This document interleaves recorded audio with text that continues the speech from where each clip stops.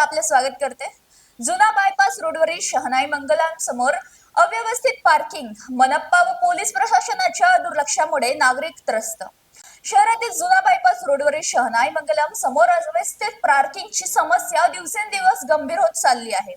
विवाह व इतर समारंभाच्या वेळी मोठ्या प्रमाणात दुचाकी व चारचाकी वाहने थेट रस्त्यांच्या कडेला उभी केली जात असल्याने वाहतुकीस अडथळा निर्माण होत आहे।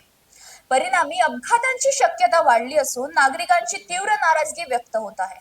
स्थानिक रहिवाशांच्या मते वारंवार तक्रार करूनही अमरावती महानगरपालिका तसेच अमरावती शहर पोलीस प्रशासनाकडून ठोस कारवाई करण्यात आलेली नाही।